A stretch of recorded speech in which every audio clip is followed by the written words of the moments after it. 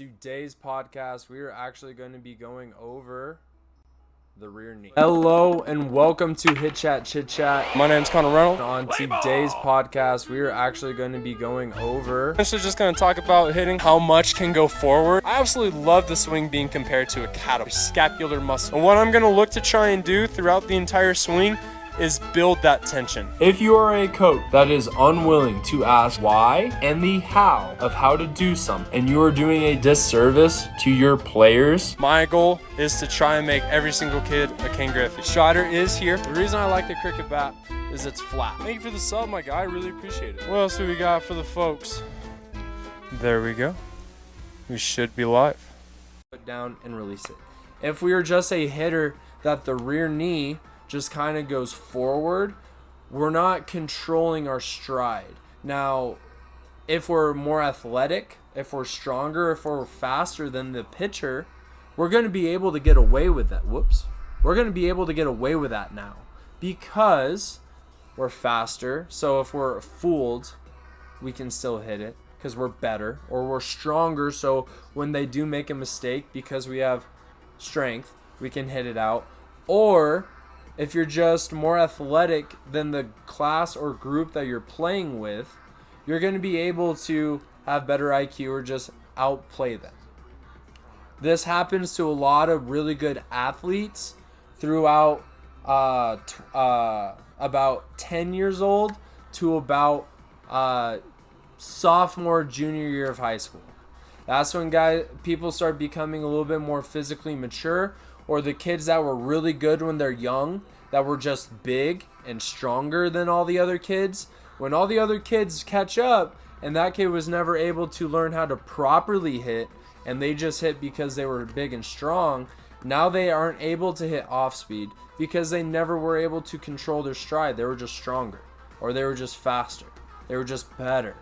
Now that they're playing kids that are more of their physical maturity or baseball or softball ability, now it starts becoming a matter of skill, not size. And that's when players start to fall off. That's when you start getting players quitting when they get to high school. Now you got teams to make. Now kids can throw curveballs. So a lot of kids quit because they suck. No one wants to play when you suck. Why would you want to hit when you go out and you suck every time? And you don't know how to get better because you're not getting taught how to get better. So you just go out and you're like, I think I suck because I haven't been shown or told how to be better. So they go play lacrosse or soccer or football or basketball or something else. Or you get the kids that do play their freshman and sophomore year, but then can't make the JV or varsity squad because they've only been good on C team or on sophomore or on freshman or whatever it is because they were just bigger, stronger, and more athletic than the other kids. Now kids are actually being a little bit more skillful.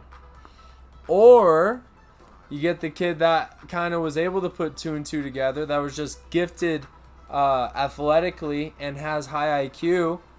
They get to college, done. So at some point, it will catch up to you. At some point, that's why all of the greats of the MLB, most of all the hitters in MLB have very similar type swings. Now, whether they're able to maintain or control that is a different story, but mechanically, a lot of their stuff looks very similar, and there's a reason. It's because this move works. So now, the rear knee is something that I truly believe that all great hitters are able to, 1, control, 2, build tension, and 3, release when they're ready, release when they want to, without any other movement being needed. They're very efficient, and they're very quick and very powerful with this move. Now, this is something that a lot of hitters, when they're younger, don't necessarily master. So a lot of the time, you're only seeing fastballs up till about 12. So you don't need to be able to be good on different times. So you're used to 1 pitch speed, 1 distance, and this will happen a lot of the time with BP and soft toss. So unless hitters are being exposed to different speeds consistently, aren't able to manage and control those speeds, a lot of the time this is the reason. And it doesn't necessarily have to be speed or just timing.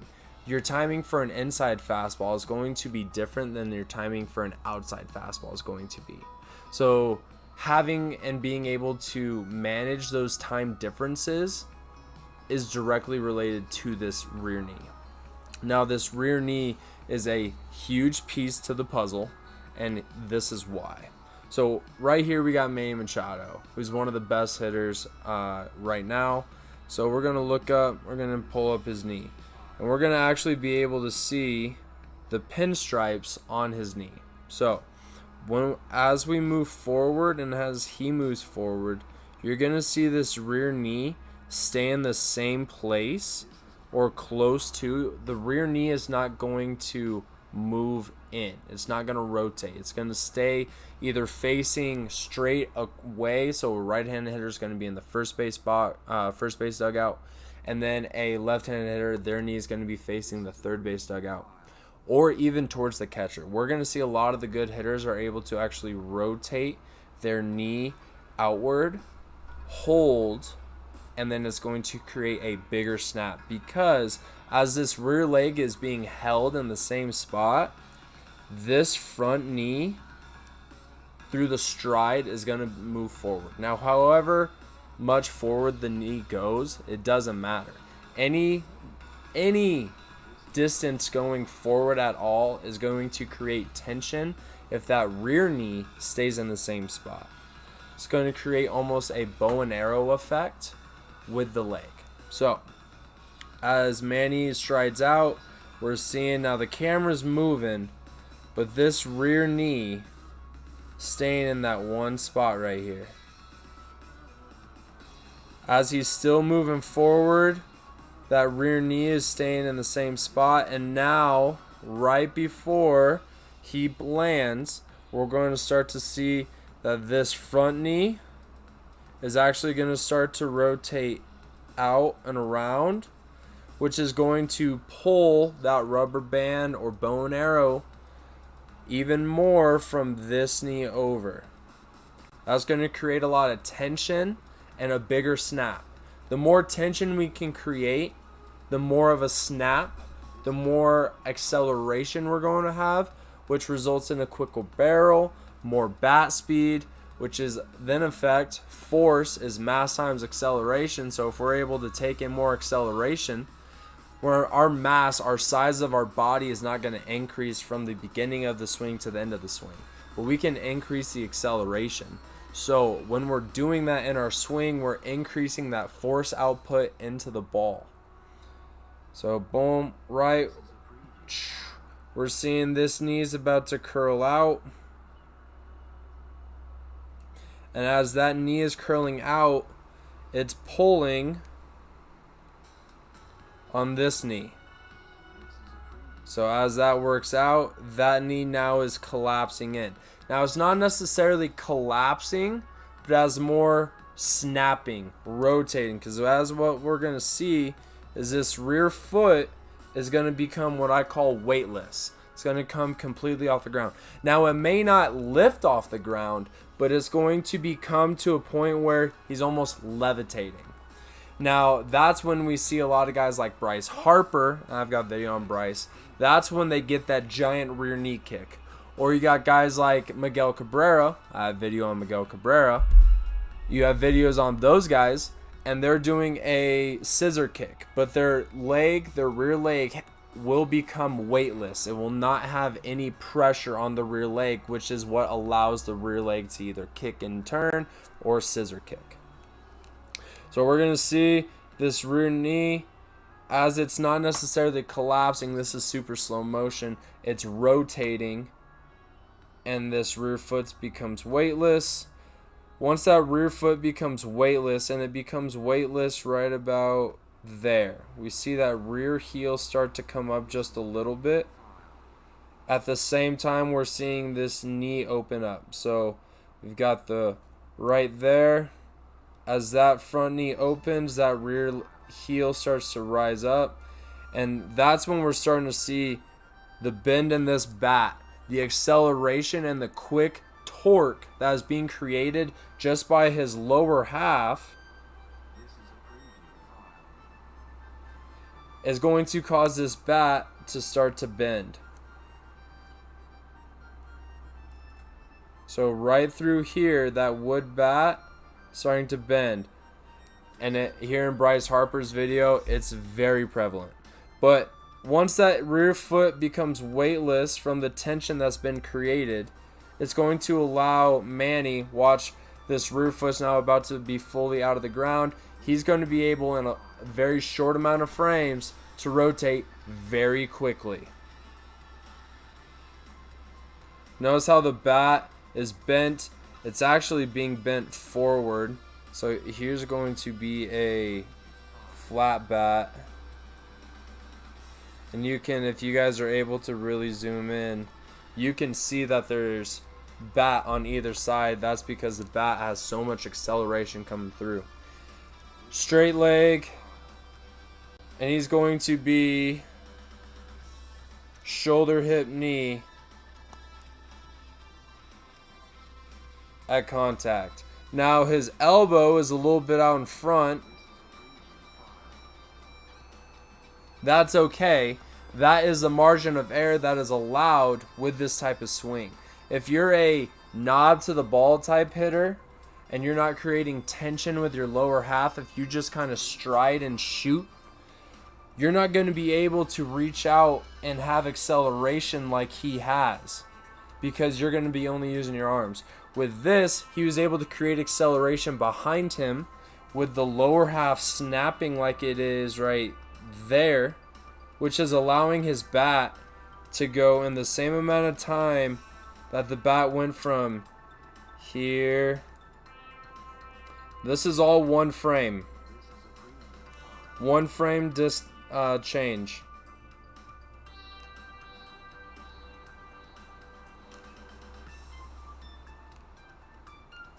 Are you guys starting to see the distance between each frame? So, boom, boom, but then zoop, and then zoop, and then zoop, and then. So, the distance between each frame is showing how much acceleration his bat has. Let's go to somebody else. Let's see here. This is Yelich. So Yelich does a great job. So we're going to see, this is his rear knee right here. That's his rear leg. It's actually going to work towards the catcher.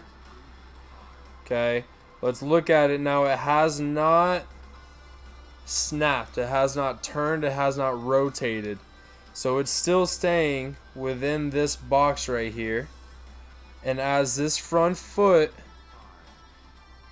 is striding out, he's creating tension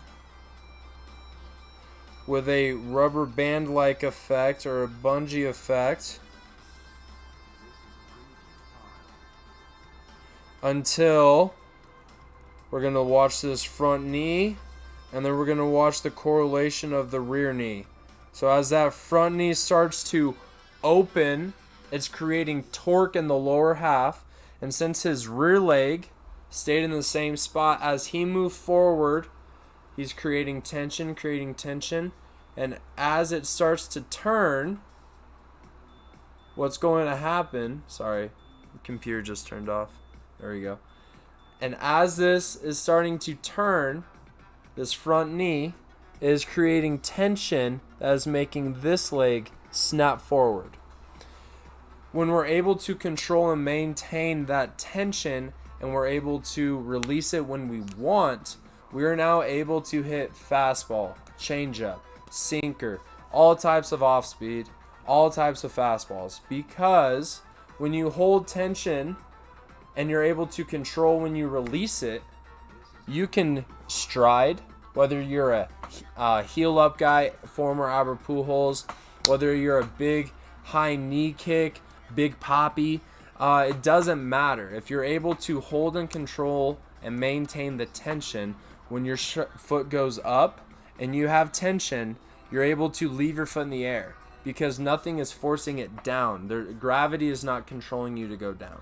Now, at some point, you will have to go down, but we're not going to see pitches that take longer than 2 seconds.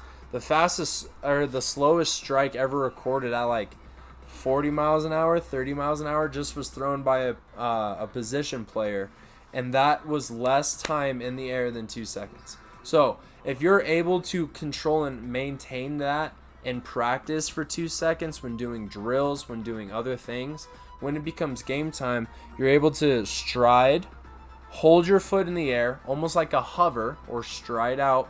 Now this rear knee doesn't commit yet. Now if it's a fastball, we can put our foot down and go because we can control that tension. If it is an off speed, we can hold, then put our foot down and release it. If we are just a hitter that the rear knee just kind of goes forward, we're not controlling our stride. Now, if we're more athletic, if we're stronger, if we're faster than the pitcher, we're going to be able to get away with that. We're going to be able to get away with that now because we're faster. So if we're fooled, we can still hit it because we're better, or we're stronger. So when they do make a mistake, because we have strength, we can hit it out. Or if you're just more athletic than the class or group that you're playing with, you're going to be able to have better IQ or just outplay them. This happens to a lot of really good athletes throughout about 10 years old to about sophomore, junior year of high school.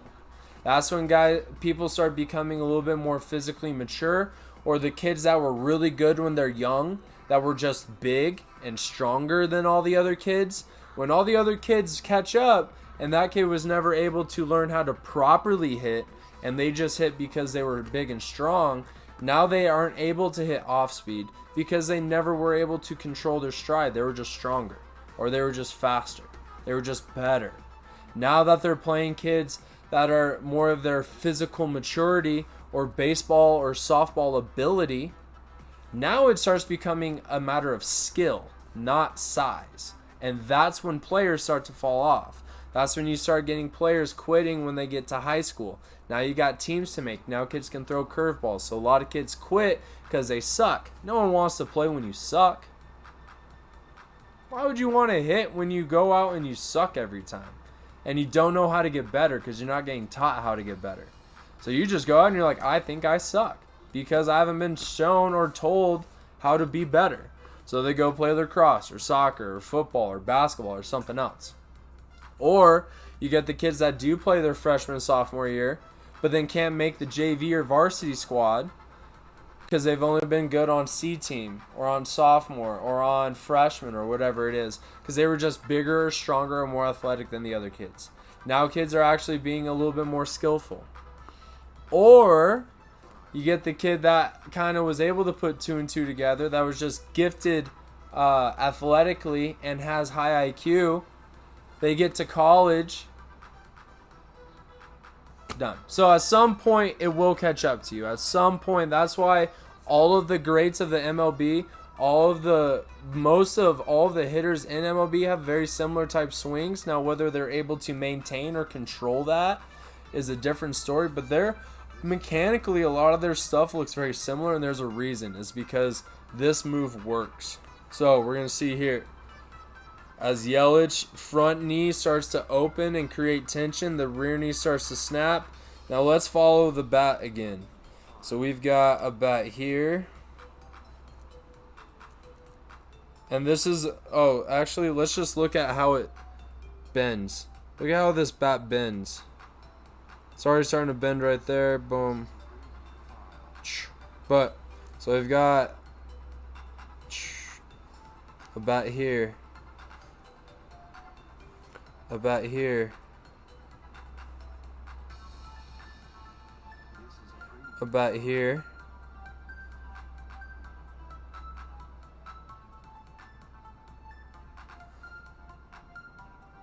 A bat here. And then at contact. Boom. So we're seeing that bat come through, and it's being torqued. It's being rotated. The hand, his rear hand, is supinating. Okay, so it's going from here to here. And that's how we're able to get that bend, that acceleration. It's because he's rotating around one consistent plane. This head, and watch this.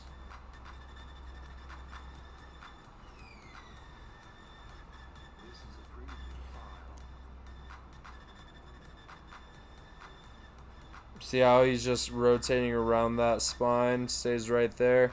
And that's because he's able to stay in the same spot because of this rear knee. If this rear knee was shooting forward or his body was going forward, he wouldn't be able to create tension. He wouldn't be able to stay in the same spot. It's causing a lot of issues. So we're going to watch this. Same spot, snaps, we're staying in the same spot. Let's watch this front knee as it strides, and then we'll follow the bat. So rear knee is actually working towards the catcher's mitt as the front knee is striding.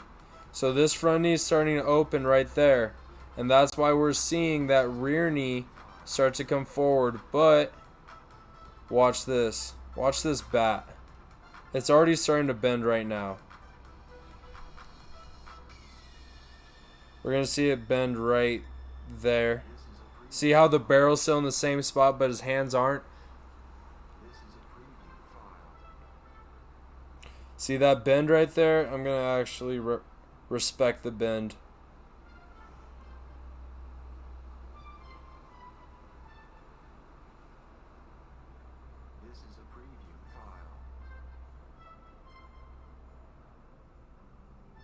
Now, a lot of you are going to say this looks like he's going knob to the ball. You cannot go from knob to the ball here to here that quickly and causing that type of bat bend if you're going knob to the ball. This is a torque movement. Now, you just see how his body is turning with him.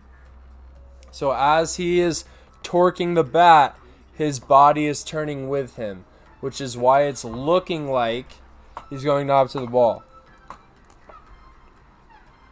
And that's why we're not going knob to the ball. That's insane. And it's all from the tension that he creates in this rear knee. Now let's go to Mike Trout, who's like the best hitter of all time. So we're going to actually see the coil that he builds around this rear leg. So this is his stance. We're here, watch this rear leg. See how it's still pointing to the catcher. We're actually about to see a bunch of tension get created in his rear back, lower back, because we're going to watch this front leg. It's going to start to open up. So as that front hip, watch this front hip.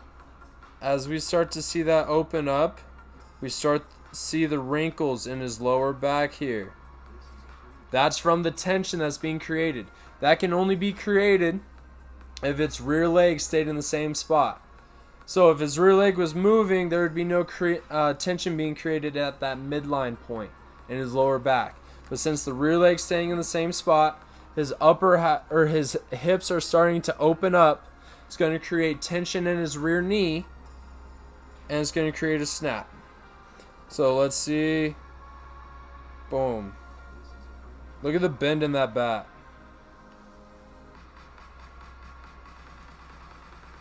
And then boom. Watch this rear knee. It's actually working towards the catcher right here. Foot down. Once the heel gets down and that front knee starts to open up, that's when that knee snaps. Now, his bat hasn't moved. His lower half has done a lot of moving, but upper half hasn't snapped yet. Now watch this. Watch the movement and how quickly his bat is going to be able to get into the zone.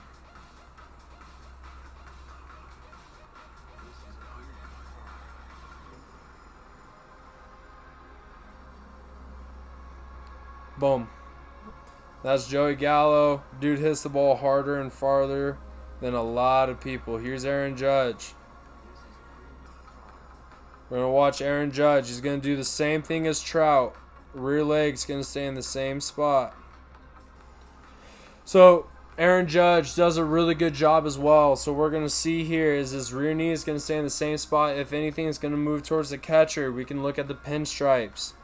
His stride foot's going to move forward as that rear knee stays in the same spot until that front leg starts to open up, that front hip. So we're here. Watch the front knee staying in the same spot. Oh, let's pay attention to that heel. That foot starts to open up. Are we starting to see tensions being created? Let's zoom in. Tension's going to be created here because this is staying in the same spot and this is opening up. So you can actually see that his heel is actually starting to come out of the ground right there. There's the tension that Mike Trout gets as well. There's the snap. Here's the front leg opening up. And we're at contact.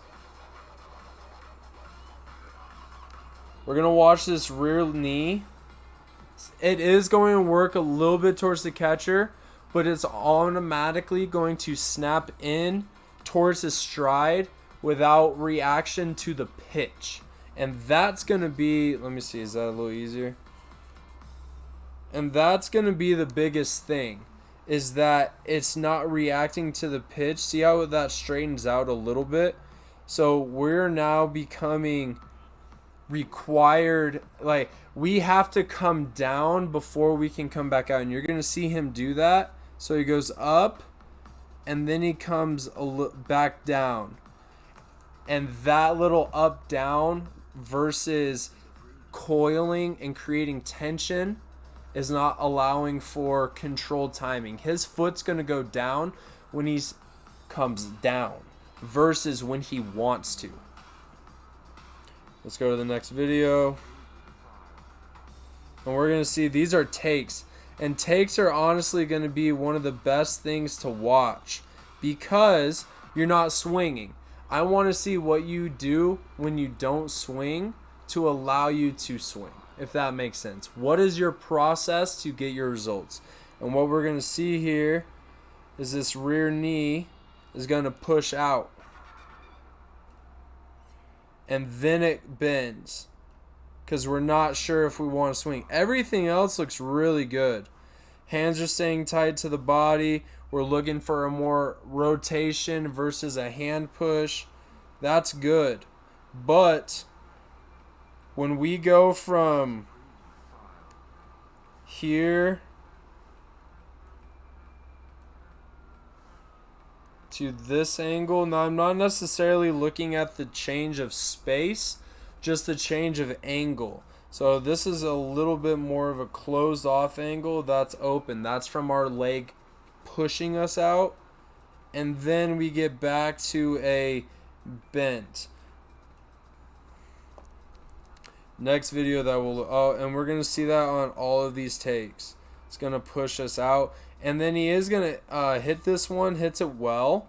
But I'm going to assume this is probably a fastball. We're going to see that we're early actually on it because we're more athletic or we're jumping on that pitch. And so instead of making contact and driving, we kind of just swung hard and the ball ended up hitting the bat. So we're here. We're pushing. Oh, good pitch. Everything else looks really good. Body tilt, rotation, like everything looks really good except for that rear knee or rear leg pushing us out. And so let me see if I can get, there we go, the full outside pitch-ish. Hits it hard. And yeah, I mean, dude's strong. And this is what I mean by at some point it'll catch up. I mean, this dude's strong. He's quick. Has a TikTok, has an Instagram of him just grinding out what it's like to be an independent player. Wants to show drills. Dude does a lot of good stuff. I saw his body transformation that he's posted. Dude does a great workout. So I'm going to put that information down below in the link in the bio. But this is going to be one of the last videos. So really quick, this is a cue, not a mechanical deal. So that might be something that he tells himself he wants to do. But we saw in his swings, he actually does a good job of the pivot versus the push. Okay, so we're here. And we're going to see that this rear knee is just going to shoot in. So here's this box that we're creating. And are we seeing how that's pushing us out? We're not building tension until here. Once we get here, now he's actually going to be able to build tension. But look how far we've gotten. Hands are a little far from the body, so the rotational acceleration might be a little low with this. I don't know. The main thing that I'm wanting to check is the rear knee. Now from here, we do a good job. This knee's going to open up. This knee's going to continue. But look how far we are from here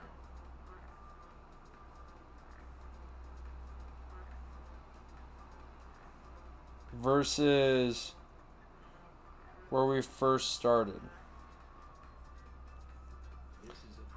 That is a big jump before our heel gets down, or we essentially commit. So we actually start committing right about here.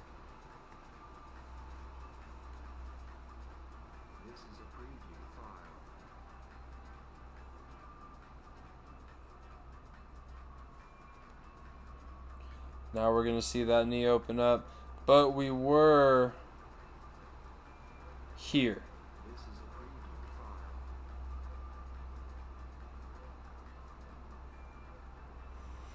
So that movement, and are we seeing how one knee is going from